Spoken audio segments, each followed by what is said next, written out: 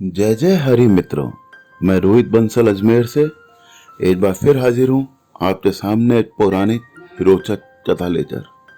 जैसा कि आप सब लोग जानते हैं कि भगवान जब भोग लगता है तो तुलसी सबसे पहले चढ़ती है। पर ऐसा क्या है कि गणेश जी के भोग के अंदर तुलसी नहीं चढ़ाते हैं? गणेश जी तुलसी इसे क्यों रोते हुए हैं, जबकि ये वही तुलसी है जो घर घर में पूजी जाती है, भगवान विष्णु की अत्यंत प्रिय है। यहाँ तक कि तुलसी का विवाह शालिग्राम के साथ भी होता है। शालिग्राम जो भगवान विष्णु का ही रूप है। अगर आपको जानना है कि शालिग्राम और तुलसी का विवाह क्यों होता है तो लास्ट के अंदर मैंने अपने वीडियो का डिस्क्रिप्शन दिया है, उस पर आप क्लिक करके जान सकते हैं।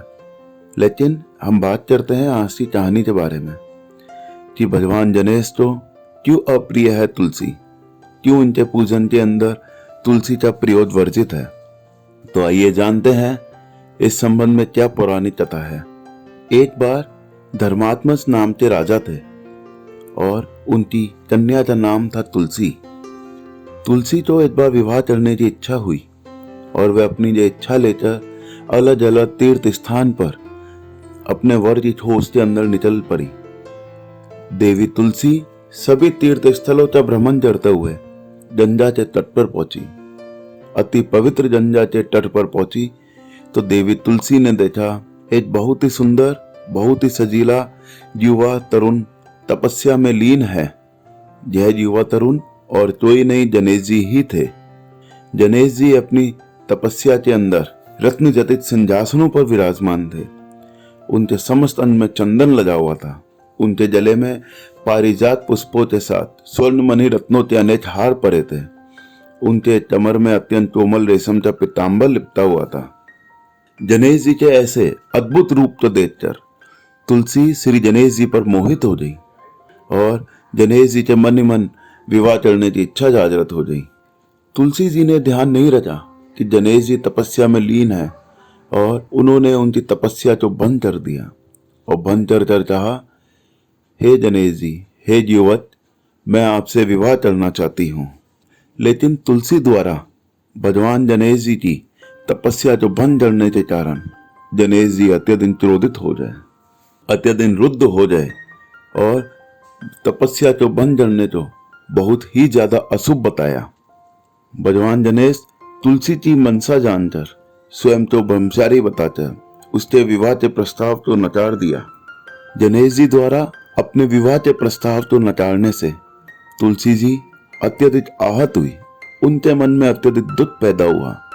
इतना क्रोध आया, इतना दुख आया कि उन्होंने कुछ भी नहीं सोचा और बिना सोचे समझे गणेश जी को श्राप दे दिया कि आपकी एक नहीं, आपकी दो पत्नियां होगी। जैसा कि आप सबको विदित है कि इसी श्राप के कारण गणेश जी की 2 पत्नियां हैं, रिद्धि और सिद्धि। गणेश जी को जैसे ही श्राप मिला तो गणेश जी और ज्यादा क्रोधित हो जाए और क्रोध के अंदर उन्होंने तुलसी जी को भी श्राप दे दिया। श्राप देकर उन्होंने कहा कि हे तुलसी, तुम्हारा विवाह एक असुर से हो जा। तुलसी जी ने जैसे ही सुना कि मेरा विवाह एक असुर से हो जा, ये सुनकर उनके मन में बहुत अत्यधिक गिलानी पैदा हुई कि ये मैंने क्या कर दिया, मैंने गणेश जी को श्राप दे दिया। इस कारण गणेश जी ने मुझे ऐसा इतना गलत श्राप दिया है। उन्होंने तुरंत गणेश जी से माफी मांगी कि हे गणेश जी, मुझे कम से कम एक असुर की पत्नी होने का श्राप तो मत दीजिए।